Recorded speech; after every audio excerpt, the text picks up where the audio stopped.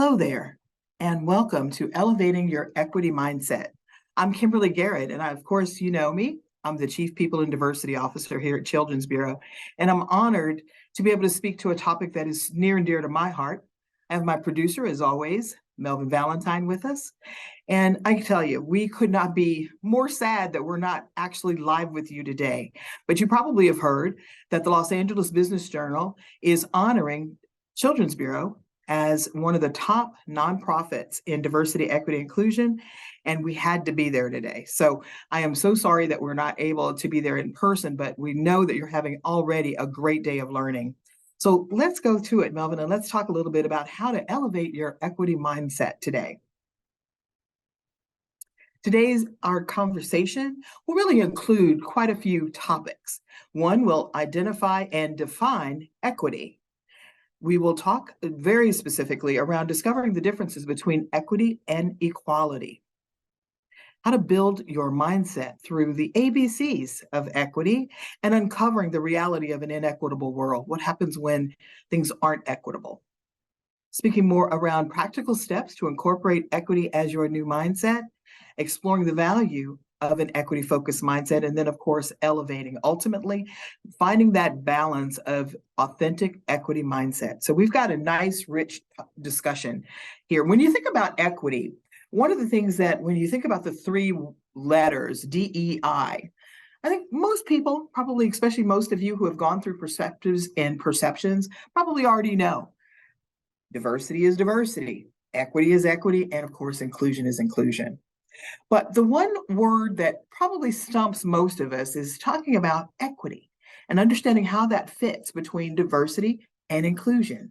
So today we'll begin to start that conversation. Of course, it's an ongoing conversation, but let's define what equity is. By definition, it's just and fair inclusion. Isn't that interesting how it all comes together? Just and fair inclusion. Let's go back to that, Melvin, just for one more second. And as we think about an equitable society is one in which all can participate and prosper. Melvin coined it. He said the 4 Ps: participate, prosper, potential, and path. Let's go deeper here. The goals of equity must be to create those conditions that allow all to reach their full potential. In short, equity creates a path from hope to change. As we go deeper into this, let's then talk about another word that sometimes gets, well, let's face it, it gets a little misconstrued. Equity and equality, aren't they the same, Kimberly? I get that question quite a bit. Let's talk about what the differences are. Equality is like sameness. One for one, equal. It's about sameness. It's about promoting fairness and justice by giving everyone the same thing. The exact same thing. If we're going to a birthday party, we all get cupcakes, and all of the cupcakes are vanilla with chocolate icing.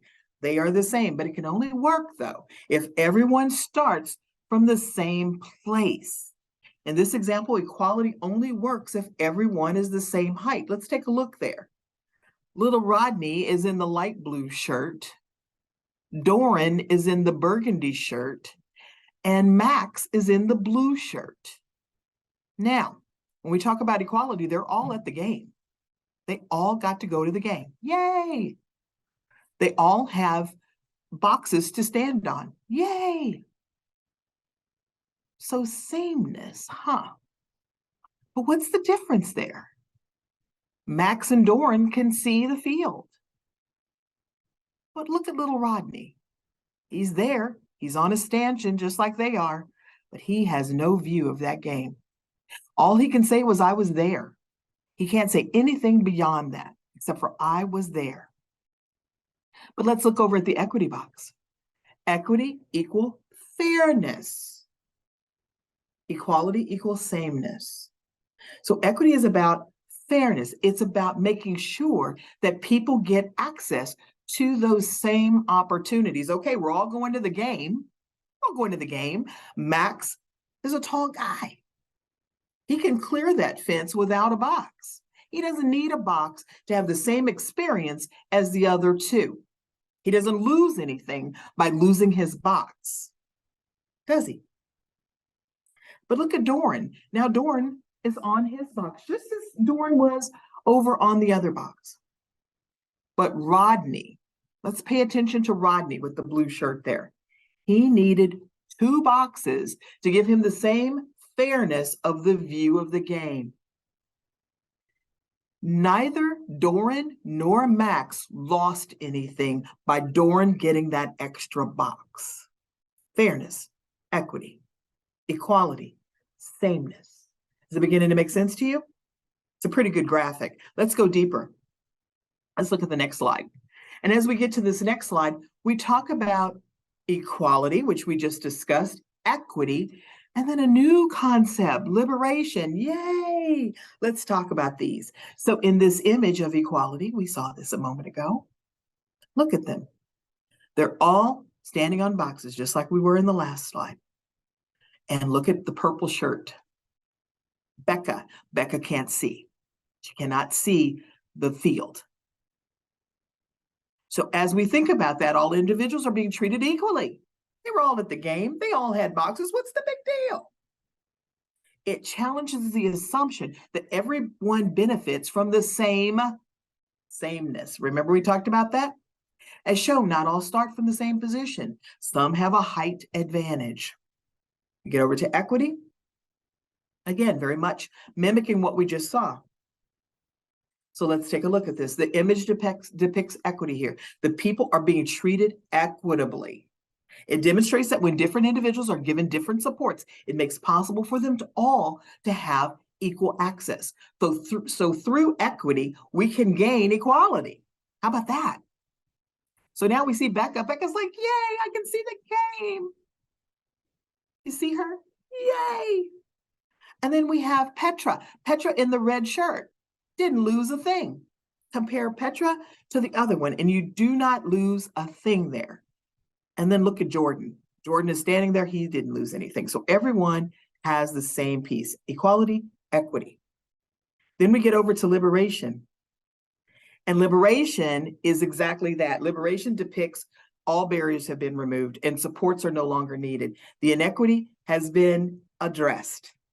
Yay, because guess what? You do not ever see the fences. Yay, you do not need the stanchions, the boxes there. Yay, clear field of view.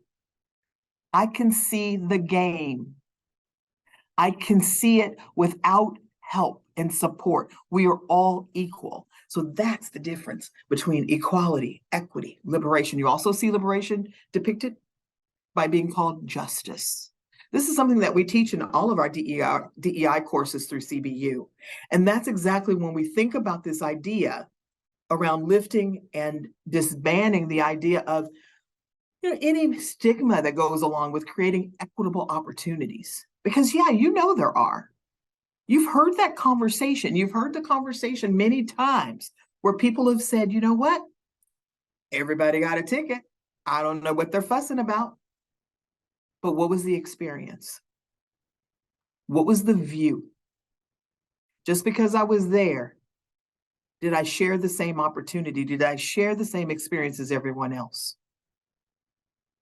Being there, being high up in the rafters, being way back in the back, does that give me the experience? Was it an equal experience? And is it one that, quite frankly, is fruitful and healthy? No, it's not.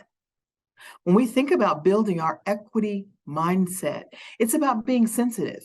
It's about having that internal intuition that makes us thrive, that makes us drive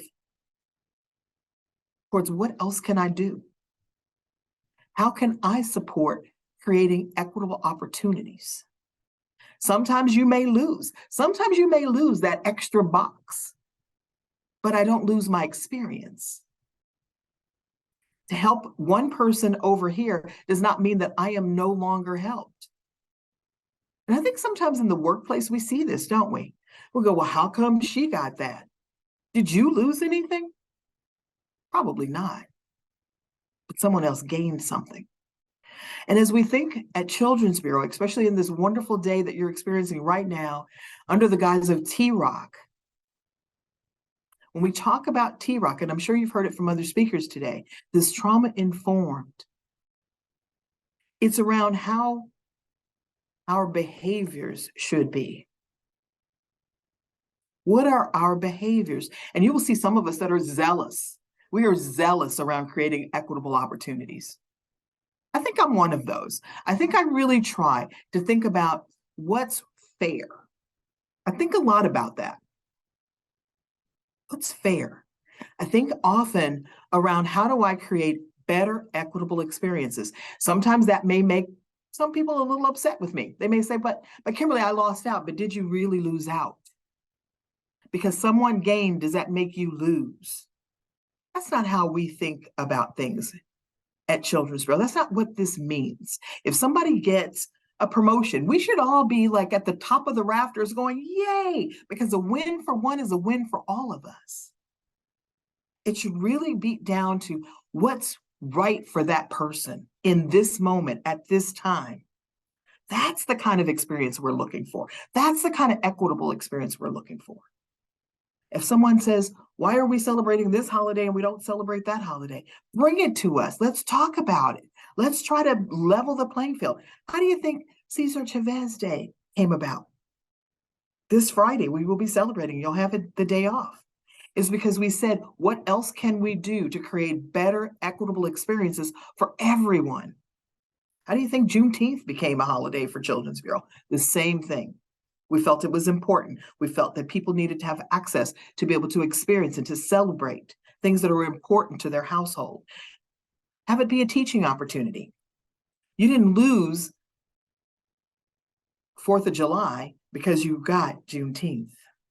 You got both, equitable. And that's why this idea of creating this equitable mindset, it just resonates with me so deeply.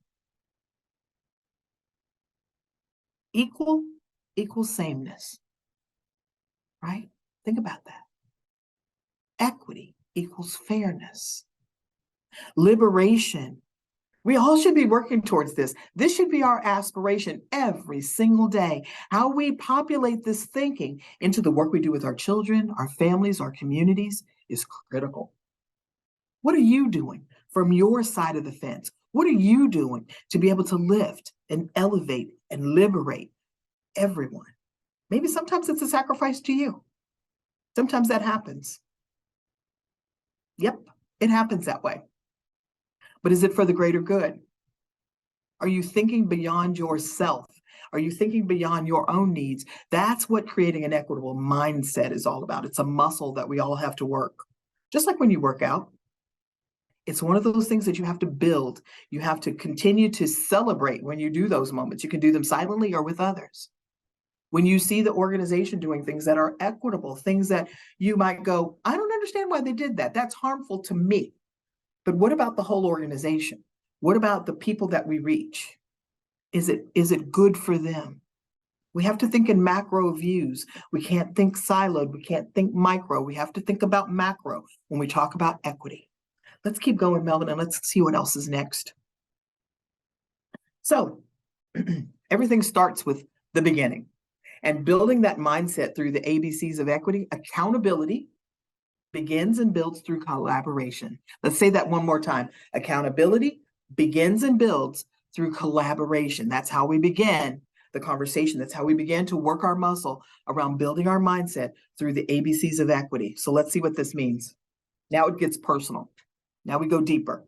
So when we start to talk about accountability, guess what? It's a personal choice to rise above one's circumstances. It's to demonstrate the ownership necessary for achieving the desired results. We own it, we solve it, or we do it. That should be our theme when we talk about accountability. It's a personal decision. You get to decide if you want to rise above your own circumstance. You get to decide how you demonstrate the ownership around needing to achieve. And you do it through owning it, solving it, or doing it. Let's keep going, Melvin. So as we go through this, we think about it from the standpoint of collaboration. It is everything at Children's Bureau. Let me say that again. It is everything at Children's Bureau. How we collaborate. Let's think about that for a moment. As I collaborate, I'm sharing. As I'm collaborating, I give voice. As I collaborate, I yield to the room. I yield to other thoughts. I yield to diverse thoughts. I yield to thoughts that are beyond me. I yield. I don't sit around clucking my tongue and saying, well, I don't know how come they thought about that. I don't know what that's going to get us. That's not collaborative thinking. That's not equitably collaborative thinking, especially. It is cheering each other on, even when you don't believe it. It's cheering each other on, even when it's not what you would do. It's challenging respectfully. It's trusting that others may know something that, guess what? You don't know. It's all right. It's okay to do that. And we do that through 4 prisms: peer-to-peer responsibility, self to leadership, leadership to team, and ELT to the organization. We all have a stake in building an equitable mindset. We all have a part to play. Are you willing to play with that with me? Are you willing to go down that road with me to build your equity mindset? We have so many people in this organization that get so excited about our wellness program, and I would too. But I would add, other than just working out and walking and doing things, running and swimming and all of that, maybe we should start to work our equity mindset out. What are we doing on a daily basis, a weekly basis, a monthly basis, annually? What do we do to be able to say, I'm building this mindset, I'm broadening my horizon, I'm thinking more about being aware, I'm rooting for my fellow people. I don't want the ELT to fail. I don't want this organization to fail. I don't want the peers to fail, the staff to fail, the self to fail. I don't want anybody to fail, and I definitely don't want the leadership to fail. I don't want your supervisors and your managers and your directors. I don't want them to fail. I'm rooting for them. I'm giving them what I hope I can give them to succeed. Are you doing that back? Let's keep going. So peer-to-peer accountability. Where does that start? Let's take a think about that. Has anyone ever gone skydiving? I'm not brave at all. I am not jumping out of a plane, probably even if it's going to crash. I'm not going to jump out of a plane. Not going to do it. But there are brave people who do this for fun. There are brave people to do this to challenge themselves. But look at the gray that comes out of that. I don't know. I'm falling. And as we continue to build our muscle, we build more and more towards clarity, don't we? We can see where we're going because we're holding each other accountable. If one of us falls, we all fall. If one of us fails, we all fail. This peer-to-peer accountability to equity is everything. You need an extra box? I'm giving you my box. I don't lose anything. You gain something. Equitable thinking, equitable mindset. Let's keep going, Melvin. So as we think about this, let's bridge this out further about peer-to-peer building an ongoing commitment towards an elevated organizational equity approach. Wow, mouthful.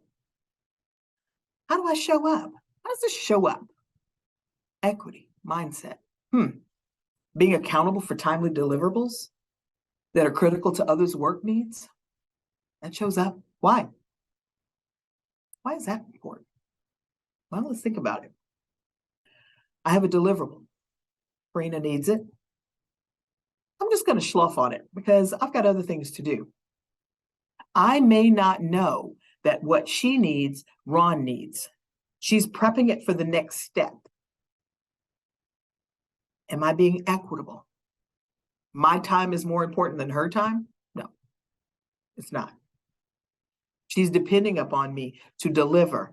Ron is depending upon Karina to deliver. The board is depending upon Ron to deliver. The community is depending upon this organization to deliver. Do you see how it works? We don't work in vacuums. We have to think about things from a standpoint of you need a leg up, need to help you so that you can do what you need to do. Another way, supporting new staff that are trying to grasp new information. Are we treating our new people with an equitable approach? When they're baffled by all of our mishmash of letters and alphabets and acronyms, RSS, APSS, FCA, MH, What does all of that mean? I told you yesterday. I told you that one time. Remember that one time I told you that? How does that make them feel? Because I have information. Now I'm going to withhold that from somebody new who is trying to figure this out. Am I treating my new people, the people that I work with every day, am I treating them equitably?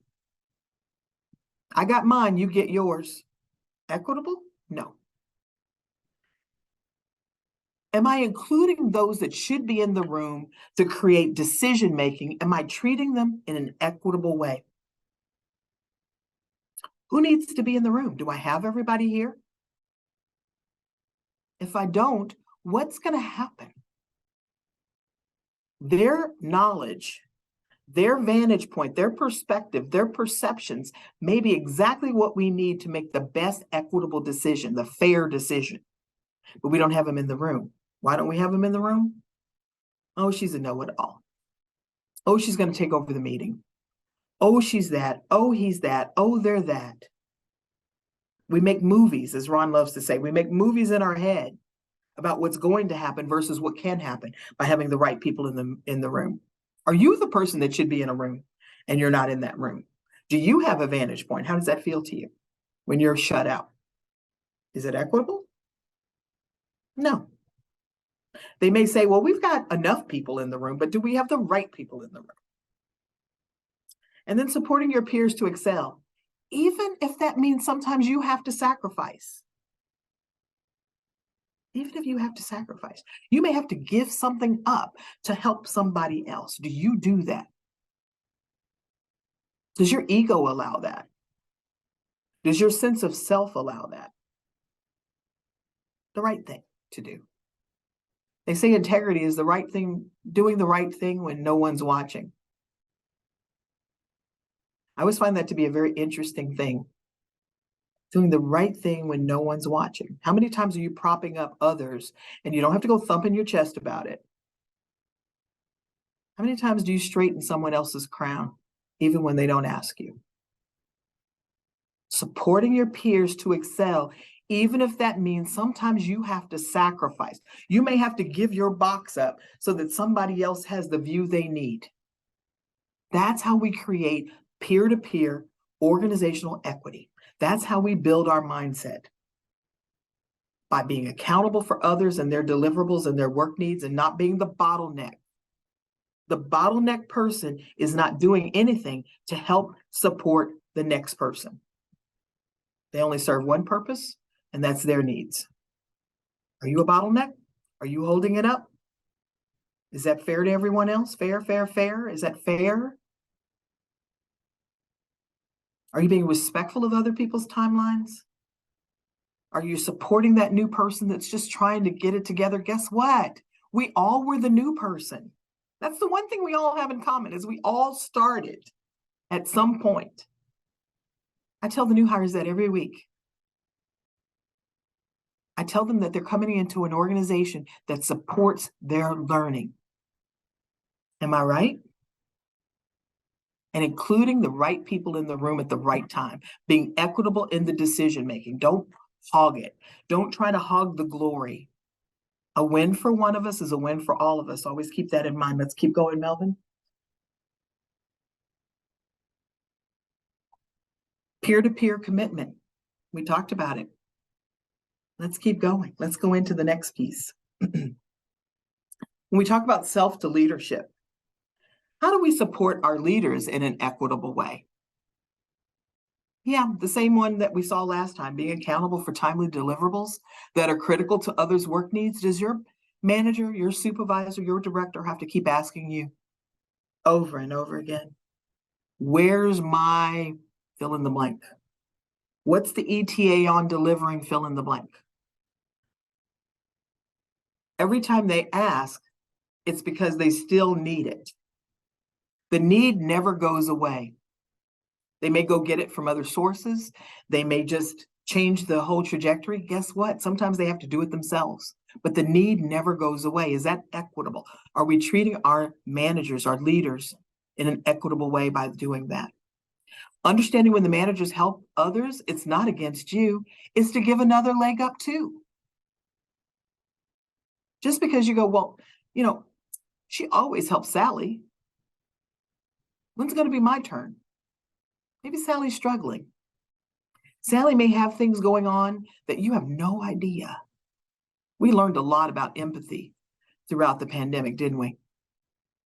We learned that sometimes people have lots of things. And when we've opened up our universe even deeper and bigger than we ever have to bring in every kind of human into the organization, there are people who have what we call unseen challenges. Some of us have neurodiversity challenges. Some of us have ways in which we learn differently than you do. Just because you got it quickly doesn't mean everybody gets it quickly.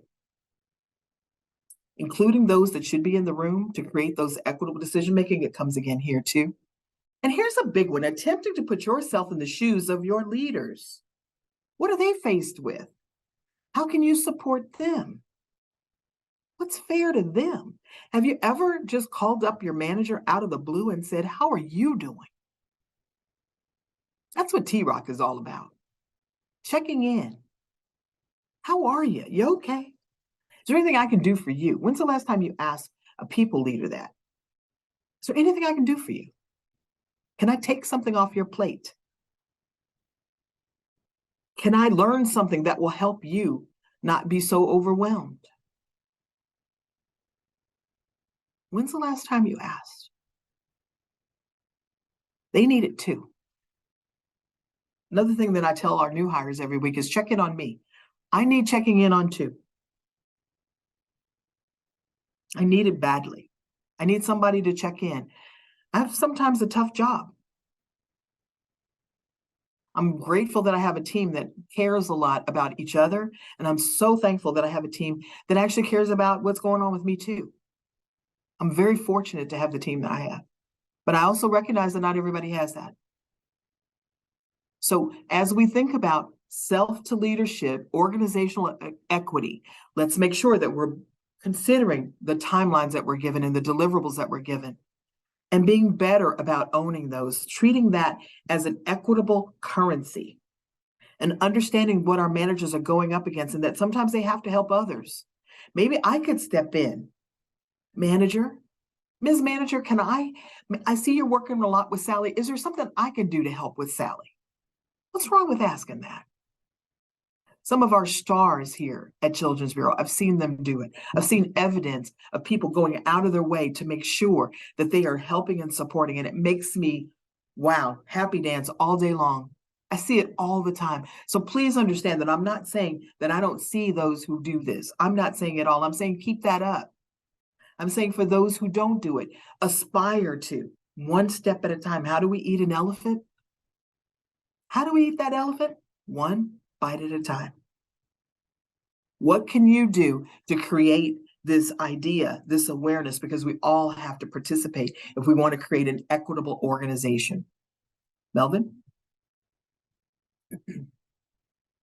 What are they saying as we support our manager? There's the managers, they're sitting there. I hope no one asked about that report I haven't finished. How many of us have ever felt like that before? Me. This is not distancing. There may be this isn't balancing. Maybe there's some data that's missing. Did I double check my work? Joshua spent so much time developing the others that I rarely get any time with him. No one's asked for my opinion yet. Are we helping that person? Are we saying, Frida, I don't think you've had a chance yet to be able to share what's going on with you. Can you share? Allie, I remember that wonderful thing that you did. Will you share it with the rest of the group? Nia had some good ideas last week. I hope we get to hear those today. Equitable, how we treat people. Equity, how we give that to others. A leg up for one is not a leg down for me. A win is a win for all of us. Keep going, Melvin. So as we start to dive deeper into this, and as we go to the next cue, we'll talk about the ongoing commitment that the organization has. And when I say organization, of course, we mean the executive leadership team. What organizational attempts have we made to creating a better equitable mindset in our organization? These are just a few.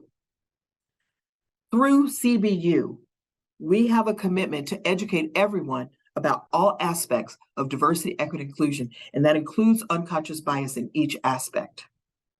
There's a couple articles out there that have been written by Forbes and Wall Street Journal. And they talk about these principles around organizational excellence with regards to building equity mindsets. And I'm so happy to see the Children's Bureau has all of these done in some fashion. Our annual compensation reviews, let's talk about that for a minute. That always gets everybody interested. Annually, sometimes 2 times a year, the ELT gets together and we look at literally what every person in the organization makes. You probably didn't know that. And as we look at that, we look at disparities. That's the most important thing for us, is we look at where possible inequities exist. A couple of years ago, we did see some.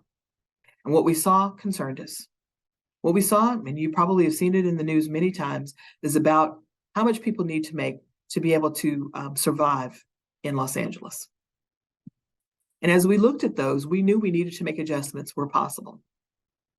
We're happy to say that we lifted our entry positions coming into the organization, where everyone coming into the organization at the minimum makes at least $40,000 annual. Okay, do we have a long way to go? You bet. Wouldn't we wish that people could be paid what we believe that they're worth? You betcha. But what this meant was that when we look at our other sister agencies, and we speak to a lot of them, we know that we are ahead of the curve on the entry-level roles coming into the organization. We got countless emails, conversations, calls when we started to do this work. It took us 2 years to get to this place. And we got calls from people who were impacted by this, and they couldn't believe it. We continued to give increases to everyone in the organization that deserved it. Everyone that was eligible for increases got increases during the same period. Were they as big of increases that they might have gotten? Probably not. But a leg up for one is not a leg down for someone else. People still got more increases into their year over year, but we were able to lift others that really needed it, so that again, they had the view. They were able to get up to a living wage. We're very proud of this work. This is not work that we publicize a lot, but when I was thinking about this talk, I would have been remiss to have not talked about this, because it's something that I've been very proud about. When we talk about it with other agencies, they go, how did you get that done? Because we're struggling getting that done. It was sacrifice, but it was good sacrifice. It was the right thing to do. It was equitable. Also, maintaining a very involved diversity council. Our diversity council meets 4 times a year. Each year, we have new participants on that council, and they do everything from advise us around policies, practices, as well as something like the holidays and making sure that we're thinking about everyone that should be included. Some of the national heritage holidays that are every month, they are the ones who depict which ones we should think about and focus on. So they are a very involved, very active group, along with all of our other DEI groups that we have. All of our cohorts really bring so much to the table. Our influencers, our champions, our advocates, all of them, each one of you, thank you so much for everything that you do in keeping us balanced. Creating diverse recruitment teams. This is something I'm personally really proud of. Our talent acquisition team is made up of a very diverse group of people. Why is that important, Kimberly? Well, let me tell you. When we have people that are interviewing people from the outside into the organization, it is important that we have a diverse recruitment team. It is important that they have lived experiences that can inform how to speak with people that may be different than other people. It is important that we are able to put that into practice with well-trained unconscious biases so that we can leach that all the way throughout the organization. We are so pleased about the hiring processes that we've built under that auspice of DEI. It's something that we do to create an equitable playing field so that when we're looking and assessing all of our candidates, we're doing so with an equitable mindset. Additionally, we focus central on employee and people leader well-being and mental health service support. Let me tell you about that. So we, 2 years ago, actually purchased up on our employee assistance program. This was it was actually 3 years ago. It was right before the pandemic.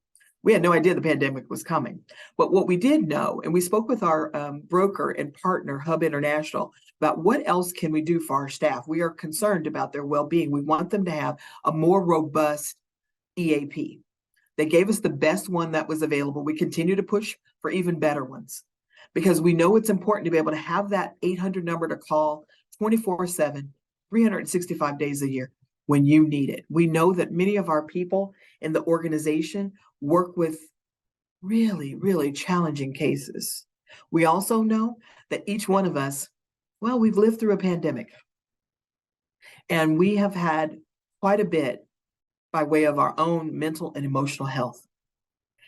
Additionally, our physical well-being became very important to us during this time, and we have one of the best wellness programs out here. In fact, we are going to be applying for a wellness award this year because of all the great work you've done by participating in everything that we've done. You know, all of the different events that we've had and hosted, all of the different fantastic challenges that we've done from month to month. We're about to start those again next month. We've been so fortunate to have been able to have our program underwritten by Anthem Health Network, who believed in what we were going to do and gave us the maximum amount available so that we could give the gifts and the prizes that we give out, and we could create that opportunity for a well organization. Also, through your healthcare benefits, we made sure that every one of those has a well person program so that every year you get those annual checkups at no cost for well man and well woman checkups. It's super important to be able to have those preventative care services. And then finally, just something as simple as changing our sick days to wellness days was a signal that your mental and emotional health mean just as much to us as your physical health. So I'm really proud of being able to put that forth and create that equitable opportunity for focusing centralized care with regards to physical as well as mental and emotional health. Finally, the organization's commitment towards creating opportunities that limit as much as we can rigidity in your work schedules and incorporate flexibility wherever possible. I know for a fact that each one of us has benefited from being able to work remote. I also know for those who have not been able to work remote that they've been able to take advantage of having some flexibility in their schedules too. We continue to be committed towards creating a flexible workforce so that we can make sure that we understand that you're going to have needs that are specific to what's going on with you. We will continue to talk about what that looks like in the near future, but right now our CB Flex to Work is something that we're really proud of. It's really the best situation that we could come out of, and guess what? It came from you. It came from all the focus groups that Ron ran last fall. It came from all of our surveys that we've done and just one-to-one conversations around the fact that the need for flexibility became even more apparent through the pandemic. We will continue to do whatever we can to protect that for you. Thank you, Melvin. So as we continue to have this discussion and you see, yay, we have work to do. We know that we have work to do. Let's keep going, Melvin. And as we continue to think about these things, what happens when inequities creep into our mindset? It can come from various sources. It can come from our own hidden biases, our own unconscious way in which we think. That creep can come into play. Inequity creep. It's when we don't root for each other.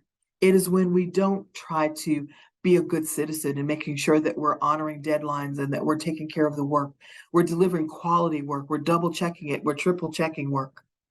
All of those things are so crucial in being able to build this equity mindset. But if we don't do it, I can tell you, creep comes into the mindset. One of the more prominent ways in which creep can creep in is through racial microaggressions. It perpetuates inequity. It calls out, you are different. It says, why are you this way? Because you shouldn't be this way. It can come in the form of, you're so articulate for someone of your race. It's unusual for someone like you to be so intelligent. Where were you born? Anyone who's seen our Perceptions and Perspectives class, remember that one video where the guy, the jogger, walks up to the Asian woman and he says, "No, where were you really born?" Remember that one? And she said, "Orange County," right? So, there's that message that gets in there, like, you're not American, you must be a foreigner because you look a certain way. This impact of these microaggressions make people feel less than. It impacts you. It makes you feel like you are not equitable. You are not in an equitable minded organization. It's dangerous. It's one of the reasons why we've spent almost 9,000 learning hours in the last 4 years. Some of those, as you know, are centered around DEI. It is around building awareness more than anything. How do we help our folks be the best they can be for each other? How can we create the organization that says this piece, all of these pieces that tie directly into equity matter to us? Are we going to get it right every time? No, of course not. Of course not. We're dealing with humans. We're dealing with all kinds of things that go along with that. Mores, things that got built into us, things that we don't even know the genesis of. We're like, "Oh, I don't know why I think that way." But we create safe spaces for dialogue, safe spaces to have discussion, to debate, to defer sometimes even. How do we create these opportunities where we can learn? We have had so many fabulous conversations, Melvin will attest to, where we've been in rooms where people, bing, the light bulb comes on. Something happened to them that they heard about from someone else and they go, "Oh, I get it. I know what that feels like now. It doesn't feel good. Oh my gosh, what's been my part of that? How do I fix that? How do I be better?" That's what this is about. That's what this wonderful day of learning is all about. It's about building awareness. It's not about fixing things. Are we going to fix it today? Absolutely not. Do I know everything? Absolutely not. But I'm a student. I continue to be a lifelong learner. I learned so much from each one of you. I learned something today, actually, from one of our staff. I learn about my patience. I learn about where I need to go. I learn about my tolerance. I learn where I fail. I trust I can be vulnerable. Sometimes I look in the mirror and I have hard truths. Does that happen to you? Do you look in the mirror and you say, "I can be better"? Do you look in the mirror and say, "Today is going to be a different day. I'm going to approach this in a different way. I'm going to build a different style. I'm going to show up for my peers. I'm going to be a better person to my leader. I'm going to participate in the organizational change that's underfoot." I talk to my new hires every week. You all know who you are. And I give the analogy of sitting up high. Anyone ever been to Crypto Arena? And you sit way up in the rafters because goodness, who can pay those prices down on the field, down on the floor sometimes? But as you continue to ascend up those stairs in Crypto Arena and you get higher and higher and higher, guess what happens? The court gets further and further away. The view comes out of sight. Okay, I got my seat. Yay. I got to go to the Lakers game. Yay. But I'm so high up. Anybody been to Dodger Stadium where you get the $10 seats? Way up high. The view is not as clear. The perception is not as good. The perspective is off. But if I'm sitting way up there, how do I have impact down there? I don't know about you, but I can tell you in watching sports my entire life, I've never seen anybody way up in the rafters calling a play down to the people on the field. So what that means is if you want to participate and you want to call the plays, where do you have to be? You have to be on the court. You got to be on the field. You got to be down in it where it's messy sometimes. You got to be down there where it's sweaty sometimes. You got to be down there so you can really feel what's going on and you can really see what's happening and you can have insight. You can call it out respectfully. You can help change it. You can't do that way up there. The cheap seats are just seats. Got to tell you, it just says you were there. It's inequitable. Getting down here, asking, raising your hand. I want to be a part of this change. Because our organization is depending upon each one of us to live the principles of T-ROC, to live the mores of what DEI really means. It's a grassroots effort. This has always been a grassroots movement. Karina, Kimberly, many others on the ELT, we've always said it's like a river. If you're thinking about a river, I grew up on the Chicago River. And it winds and it bends, it yields, it changes. The tributaries are different. They feed out sometimes. They spread away from the main water source. But the river flows. That's exactly what these movements have done. For 4 years, they've done it. I hope for 40 years in the future, it does it for as long as Children's Bureau's doors are open. But it all depends on you. We're in a critical time now for us to not have these inequities. We're in a critical time to be aware of the inequities. We're in a critical time right now, like never before, to set the course, to prove out, to get rid of all the silliness, get rid of all of the animosity. Just stop. Just stop. Breathe. Mindfulness. Create new. Create safety. Create equity. And to use this opportunity for balance. Melvin, let's keep going. That balance is so critical when we think about this. We're all dependent upon each other. Melvin found this great quote here. The most general law in nature is equity, the principle of balance and symmetry. I think that's just so beautiful to think about the fact that we need to think about how do we lean into each other for balance and symmetry.